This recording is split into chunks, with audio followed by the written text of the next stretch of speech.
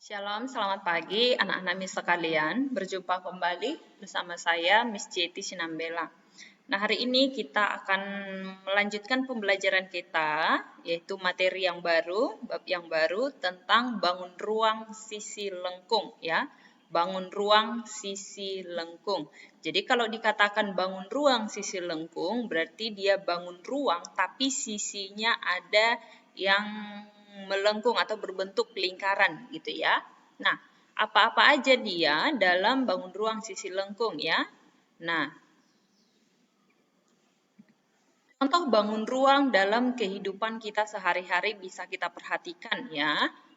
Nah, dalam kehidupan sehari-hari kita tidak lepas dari bangun-bangun ruang yang bersisi lengkung seperti pada gambar di bawah. Nah, misalnya cangkir, bak mandi, kolam, ini ya, bola, tenda, wadah es krim, dan lain-lain. Dan masih banyak lagi sebenarnya ya, bukan hanya ini aja. Masih banyak lagi yang berbentuk, yang ada lengkungannya gitu ya. Nah, dalam bangun ruang sisi lengkung yang akan kita pelajari ada 3 jenis ya, BRSL ini saya singkat, bangun ruang sisi lengkung ya. Yang pertama dia tabung, kemudian yang kedua dia kerucut, kemudian yang ketiga bola. Jadi kita akan bahas satu-satu. Yang pertama kita akan bahas dulu tentang tabung ya. Nah, apa-apa aja yang terdapat dalam tabung ini gitu ya. Nah, jadi yang akan kita bahas dari tabung ini nanti yang pertama unsur-unsur dan jaring-jaring dari tabung ya. Kemudian luas permukaan tabung dan volume tabung gitu ya. Nah, jadi bukan hanya bangun datar yang memiliki luas permukaan ya, tapi bangun ruang juga. Kemudian bangun ruang juga memiliki volume ya. Nah, yang pertama tabung. Tabung adalah bangun ruang sisi lengkung yang memiliki 3 sisi ya, yang memiliki 3 sisi. Nah, sisi-sisi yang mana itu kita perhatikan ya. Nah, yang pertama yang bagian atas ini namanya bagian atas. Kemudian yang di tengah disebut dengan bagian selimut ya, selimut tabung. Kemudian yang di bawah disebut dengan bagian alas. Jadi kalau misalnya kita lihat bagian atas itu sama dengan bagian alas, ya. Nah, kemudian unsur-unsur dari tabung tadi ada bagian atas, bagian selimut dan bagian alas ya. Nah, jadi yang pertama kita lihat dulu. Ya. Nah, yang pertama di sini jari-jari tabung. Nah, kalau ada dia bentuk lingkaran, karena alasnya tadi berbentuk lingkaran, berarti dia punya jari-jari. Ya. Nah, jari-jari lingkaran bidang paralel. Ya, jadi yang di bawah ini kita lihat, ini merupakan jari-jarinya. Kemudian, tinggi tabung. Tinggi tabung atau disimbolkan dengan T, jarak antara bidang alas dan bidang datar atau bidang atasnya, ya. Jarak antara atas dan alas atau alas dengan atas, ya. Berarti inilah tinggi tabungnya, ya. Atau kita lihat di sini yang merah dengan yang pink, jarak dari yang merah dengan yang pink, yaitu itulah tingginya. Ya. Nah, kemudian sisi tabung itulah yang disebut dengan selimut tabung, ya, selimut tabung. Kemudian alas dan tutupnya. Jadi, atasnya atau tutup tabung, kemudian selimutnya, kemudian alasnya itulah sisi-sisi dari tabung. Ya. Nah, kemudian untuk jaring-jaring tabung, nah kita lihat di sini, ini kamu lihat ya perpindahannya. Nah, ini kemudian untuk selimutnya ya. Jadi, inilah jaring-jaring tabung ya. Yang pertama dia berbentuk lingkaran, yang kedua berbentuk persegi panjang yaitu selimut tabung, kemudian berbentuk lingkaran juga bagian alasnya.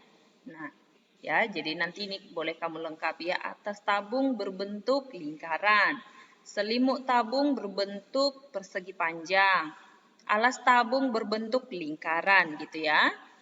Nah, atau di sini juga udah dibuat ya.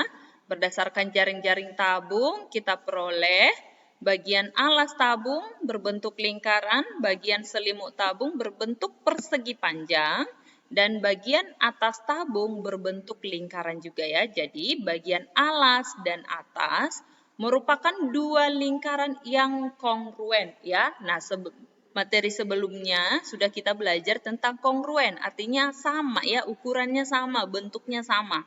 Ya, begitulah bagian alas dan bagian atas dari tabung.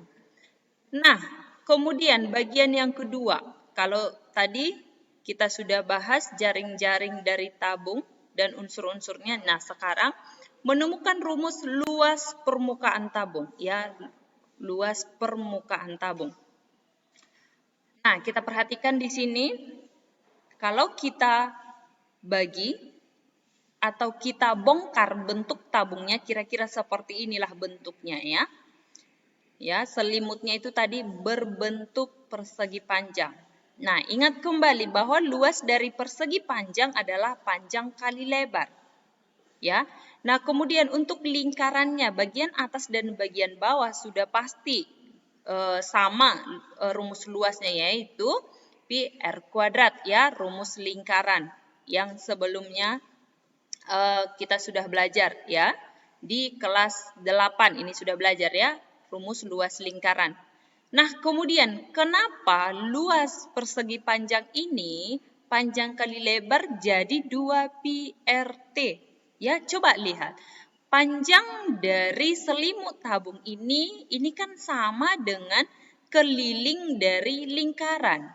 Ya, keliling dari atasnya atau keliling dari alasnya. Kalau ini kita panjangkan, ya kan, keliling dari lingkaran itu kan sama dengan panjang dari selimut tabung.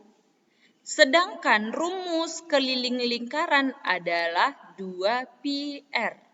Ya, jadi panjang itu sama dengan 2pi r. Panjang dari persegi panjang ini sama dengan 2pi r atau keliling lingkaran. Kemudian lebarnya, ini lebar atau ini merupakan tinggi dari lingkaran itu sendiri. Makanya ini T, berarti 2pi RT itu untuk luas persegi panjangnya. Untuk luas lingkarannya tadi pi R kuadrat, ya. Nah, sehingga luas seluruh permukaan tabung yaitu luas persegi panjang ditambah dengan luas lingkaran. Ya. Nah, jadi bisa kita peroleh luas persegi panjang tadi 2pi RT, ini 2pi RT. Kemudian luas lingkaran 2pi R. Kemudian karena lingkarannya ada dua, bagian atas dan bawah, makanya ini dikali 2, ya.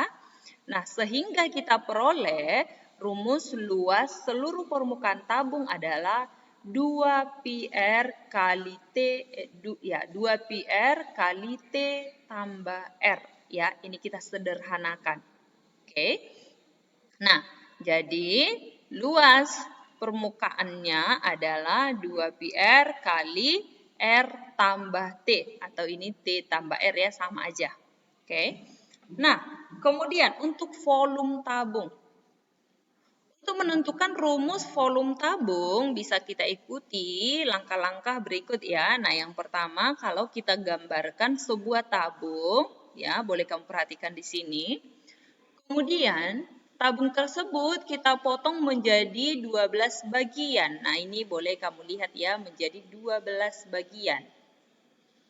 Ya, harus bisa kamu bayangkan potongannya, ya. Nah, kemudian ini merupakan jari-jari, boleh kamu lihat tanda panah yang merah, dan dari atas ke bawah jaraknya merupakan tinggi. Nah, jadi yang kita bagi 12 tadi, kira-kira dia seperti ini pembagiannya. Ya, kamu lihat ini tanda garis yang ungu. Ya, pembagiannya. Kalau ini kita pisah, sehingga dia membentuk prisma. Ya, membentuk prisma segitiga ya kalau kita pisah-pisah. Nah, ini tadi merupakan ini PR, kemudian ini merupakan jari-jari karena pembagian dari sini ya. merupakan jari-jari. Kemudian kita susun sehingga membentuk prisma. Inilah dia membentuk prisma. Ya, kalau kita potong dia membentuk prisma segitiga. Ya. Nah, setelah mengikuti kegiatan tadi, apa yang dapat kita simpulkan? Nah, gitu ya. Setelah tabung dipotong dan disusun, kita memperoleh sebuah bangun ruang yang baru, yaitu prisma, ya. Dengan tinggi prisma sama dengan tinggi tabung, ya. Ini prisma, ini tinggi tabungnya, ini juga tinggi prisma, ya. Lebar alas prisma sama dengan jari-jari tutup tabung, ya, jari-jarinya. Itu yang jadi lebar alas prisma. Kemudian panjang alas prisma yaitu setengah keliling tabung. Ya. Nah, kemudian kalau berdasarkan itu, kira-kira apa yang dapat kita simpulkan untuk volume prisma, ya? Nah, jadi bisa kita lihat di sini volume tabung berarti sama dengan volume prisma.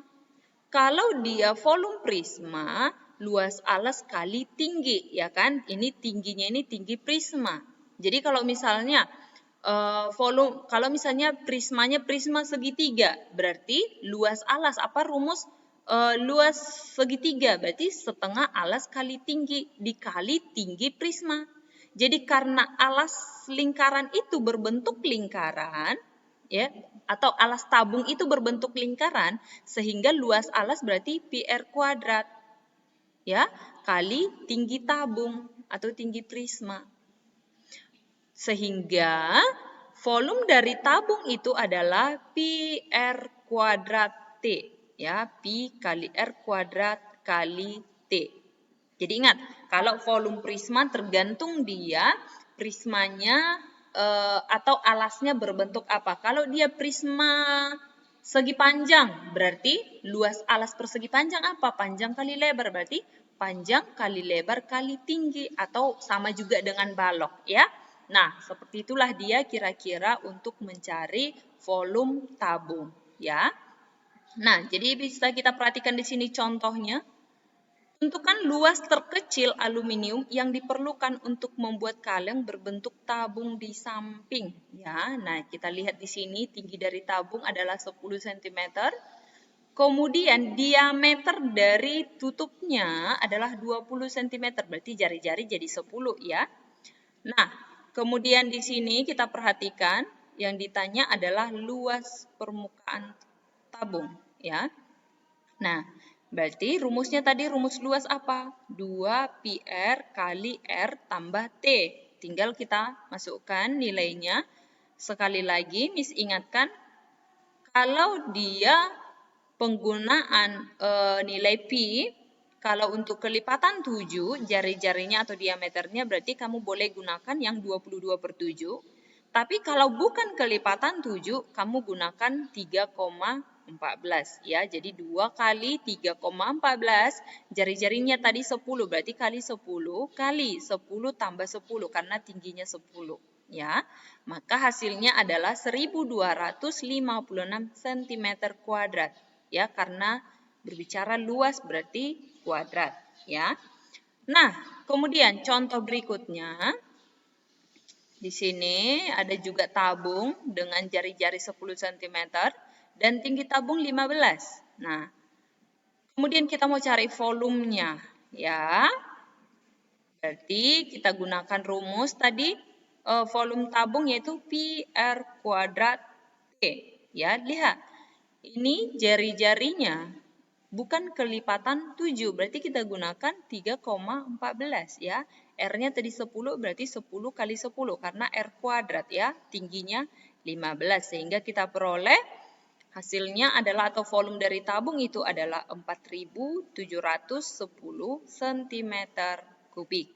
Ya, nah jadi demikian penjelasannya tentang tabung, baik luas permukaan maupun volumenya, ya. Untuk pertemuan berikutnya kita akan bahas beberapa contoh soal lagi, ya. Nah, jadi Miss ingatkan sekali lagi, materinya ini jangan lupa dicatat dengan rapi di buku catatannya, kemudian untuk latihan-latihan dikerjakan dengan baik, ya. Selamat pagi dan shalom.